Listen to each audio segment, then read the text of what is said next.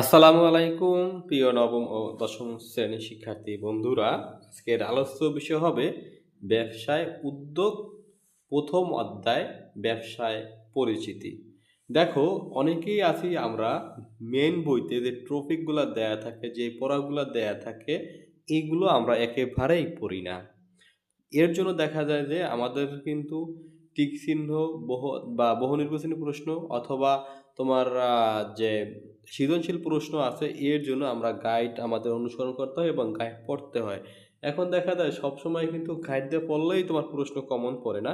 তুমি যদি মেইন বই A to Z পড়ো, তাহলে কিন্তু তুমি এইগুলা সহজে অনুধাবন করতে পারবা। যাই হোক, আজকে মূলত তোমাদের প্রথম অধ্যায় ব্যবসায় পরিচিতি থেকে যে রিডিংগুলো দেয়া আছে, সেগুলো সুন্দরভাবে উপস্থাপন করব তোমাদের মাঝে।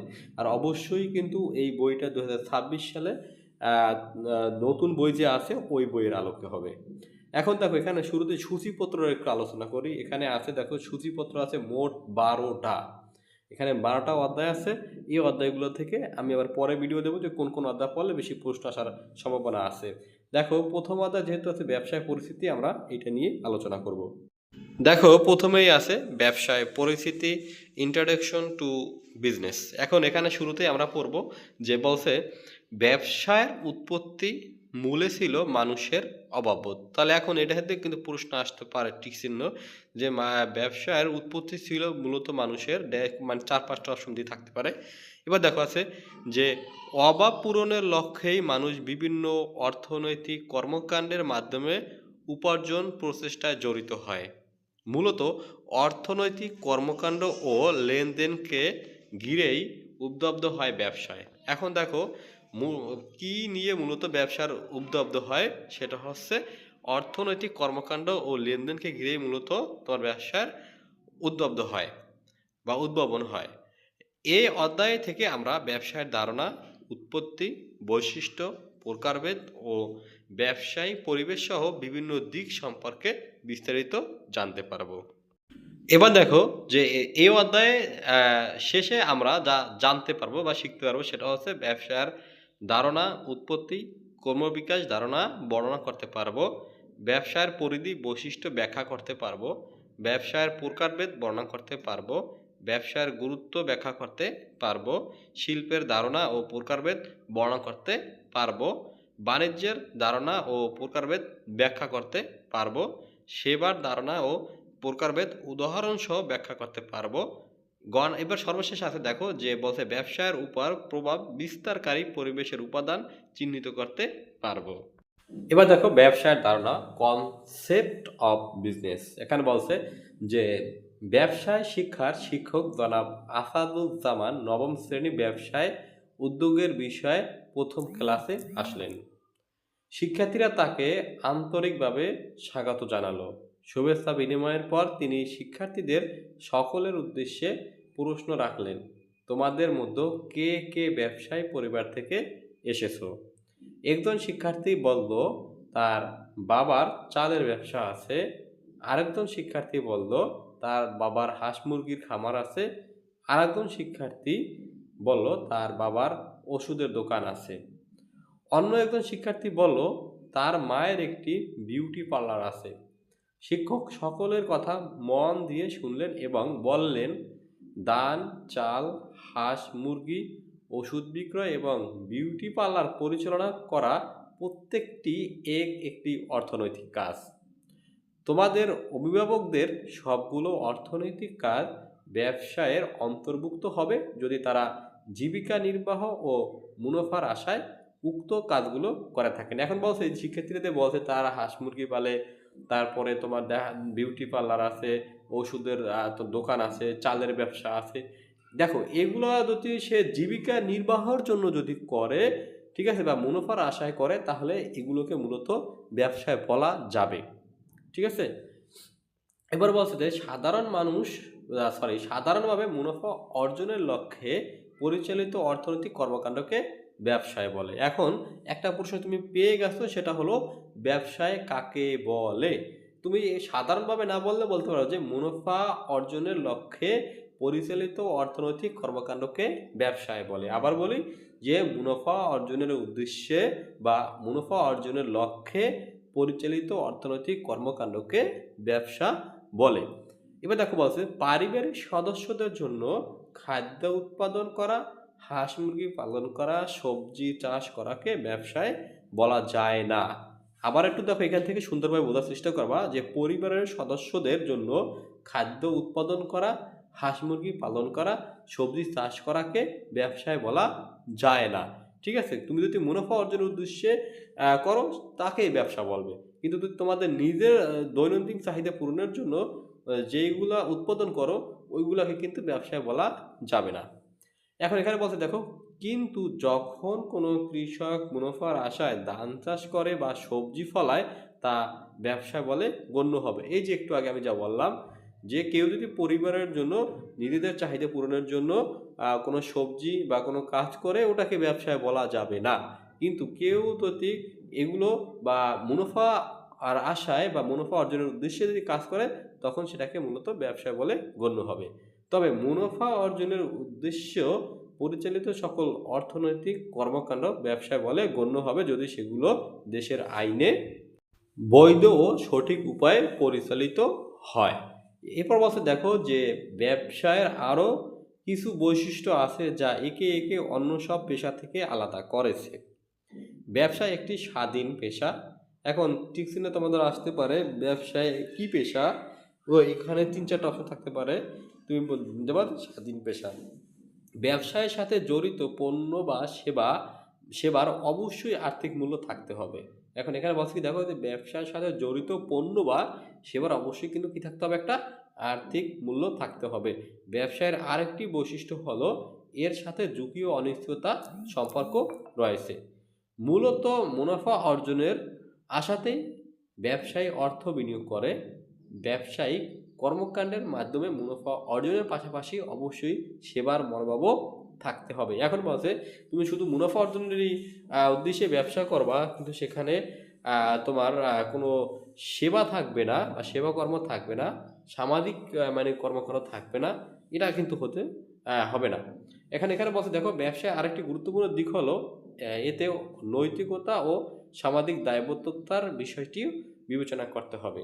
মানে এখন বলছে ব্যবসায়ের আর একটা গুরুত্বপূর্ণ কিন্তু দিক হলো যে তোমার এখানে নৈতিকতা মানতে হবে, অর্থাৎ আমরা বলি যেটাকে অবৈধ এবং বৈধ, অর্থাৎ এখানে বলছে ব্যবসায়ের বৈধতার দিকটা, নৈতিকতার দিক বলতে বৈধতার দিকটা থাকতে হবে। এবং ব্যবসায় এমনভাবে করা যাবে না যেটা সমাজের মানুষ মানে ক্ষতিগ্রস্ত হয়। যেমন এখানে হইতে পারে তুমি মদ তৈরি করো ব্যবসার উদ্দেশ্যে, ঠিক আছে, মুনাফা অর্জনের উদ্দেশ্যে, এটা কিন্তু দেখা যায় সমাজের মানুষ নষ্ট হয়, তো এই কাজগুলো তো করা যাবে না। এই জন্য বলছে যে সামাজিক দায়বদ্ধতার বিষয়টিও কিন্তু তোমাকে এখানে বিবেচনা করতে হবে। পরে জাস্ট তোমাকে একটা কর্মপত্র বলতে তোমার বাড়িতে বিদ্যালয়ের আশেপাশে যে সকল ব্যবসা চালু আছে তার একটি তালিকা তৈরি করো। এখানে যেগুলো তুমি দেখতে পাচ্ছ সেগুলো এখানে তুলে দিতে পারো, ব্যবসার বৈশিষ্ট্য চিহ্নিত করো এবং ব্যবসার কী কী বৈশিষ্ট্য আছে সেগুলো তোমরা এখানে উল্লেখ করতে পারো। এগুলো যদিও আমার ভিডিওতে দেয়া আছে, গত বছর করেছিলাম, এই জন্য এগুলো এবার আর এখানে উপস্থাপন করব না। আচ্ছা দেখো যে 3 পৃষ্ঠা তোমাদের ব্যবসার উৎপত্তি, কর্মবিকাশ, অর্গেন অ্যান্ড ইভলিউশন অফ বিজনেস। এখানে বলছে যে দিনে দিনে মানুষের চাহিদা বৃদ্ধি পাবার সাথে সাথে অর্থনৈতিক কর্মকাণ্ডেরও আওতাও বাড়তে থাকে। ফলে শুরু হয় পশু শিকার, খাদ্যশস্য উৎপাদন ও পণ্য বিনিময়ের মতো কর্মকাণ্ড। কিন্তু পণ্য বা সেবা বিনিময় করেও প্রয়োজন মেটানো যায়নি। ফলে দ্রব্য বিনিময়ের স্থলে বিনিময়ের মাধ্যম হিসাবে স্বর্ণ, রৌপ্যর মুদ্রা ও পরবর্তীকালে কাগজি মুদ্রার প্রচলন হয়।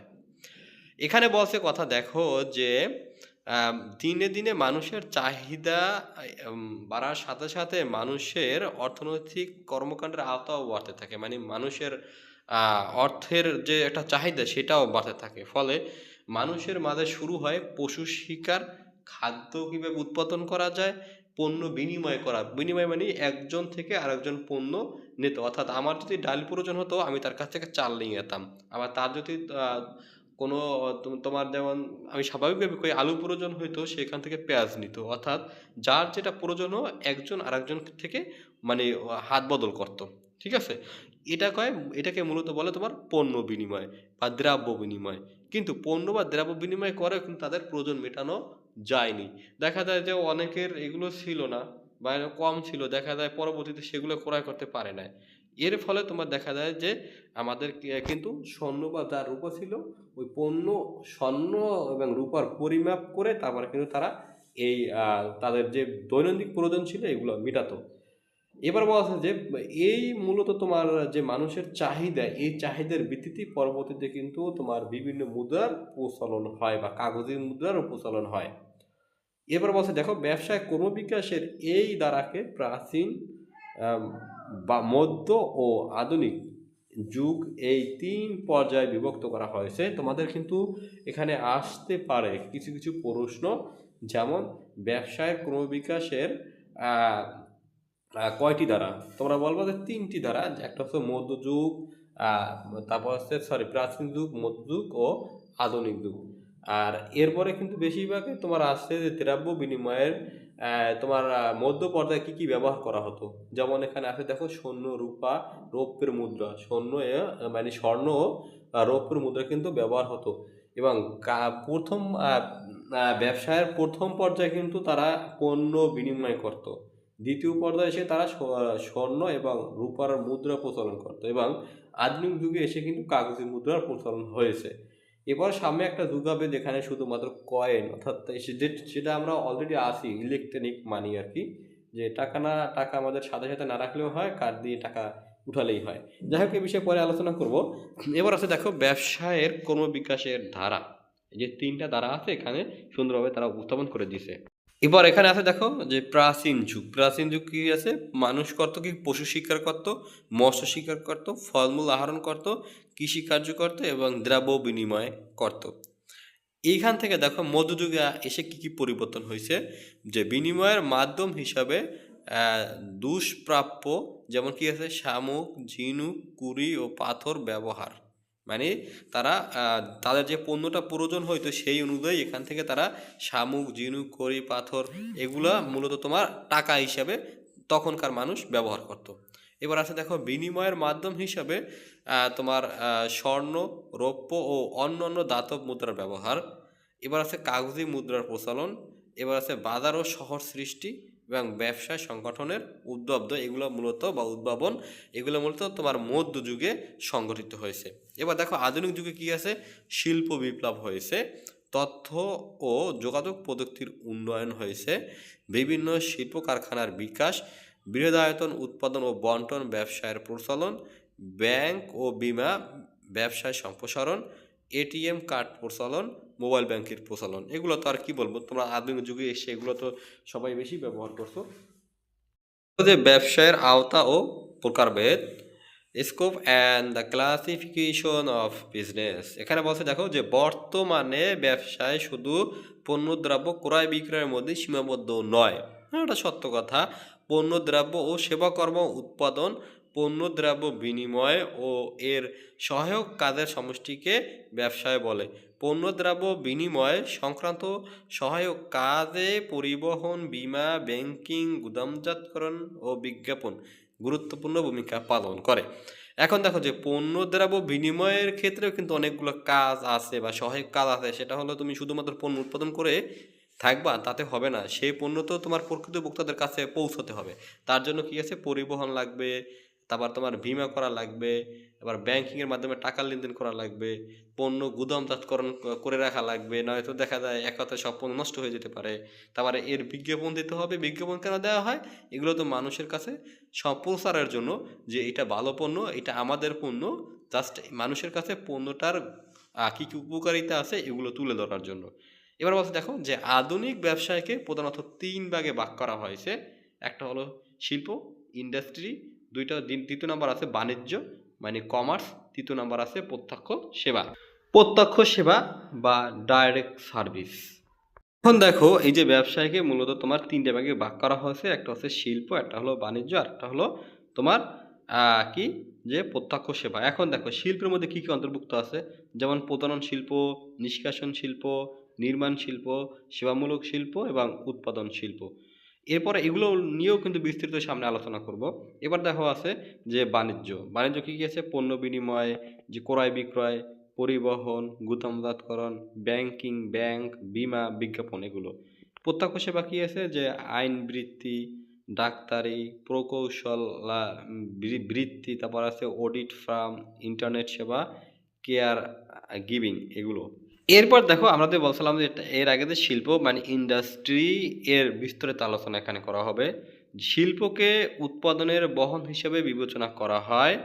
এখন এখানে তোমার প্রশ্ন মাস্ট বি আসেই যে শিল্প কাকে বলে।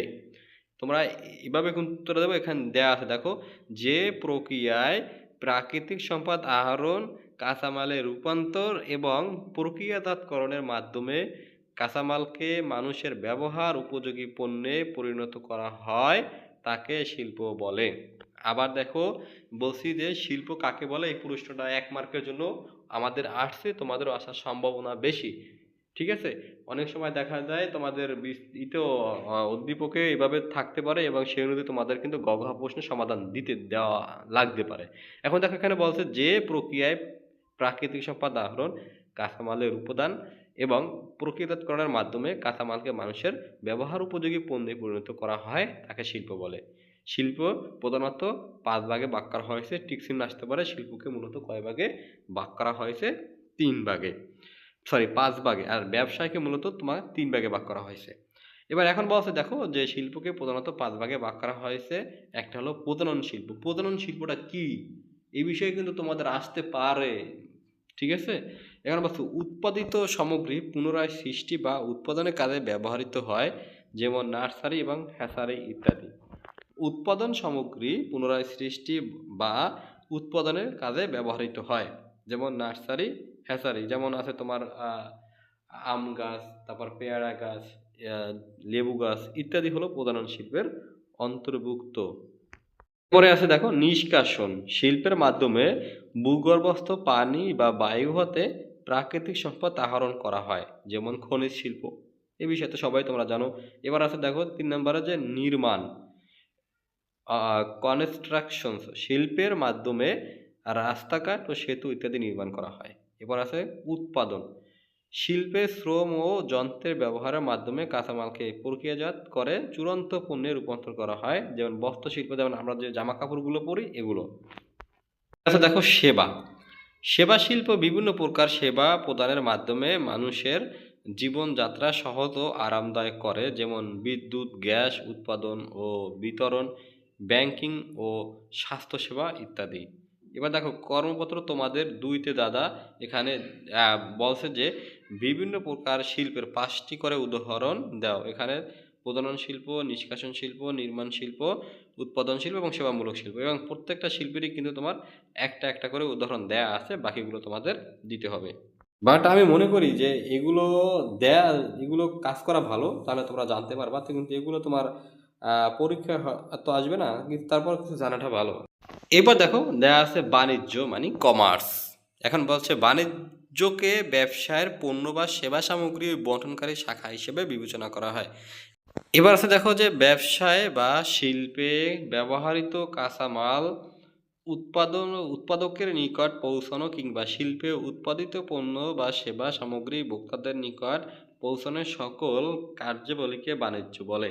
এখন তোমাদের এটাও কিন্তু অবশ্যই মুখস্থ করতে হবে যে বাণিজ্য কাকে বলে। ব্যবসায় বা শিল্পে ব্যবহৃত কাঁচামাল উৎপাদকের নিকট পৌঁছানো কিংবা শিল্পে উৎপাদিত পণ্য বা সেবা সামগ্রী ভোক্তাদের নিকট পৌঁছানো সকল কার্যাবলীকে বাণিজ্য বলে। এবার দেখো আছে যে পণ্য দ্রব্য ক্রয় বিক্রয় কার্য যথাযথভাবে সমাধানের ক্ষেত্রে অর্থগত, ঝুঁকিগত, স্থানগত, কালগত ও তথ্যগত বাধা বা সমস্যা দেখা দিতে পারে।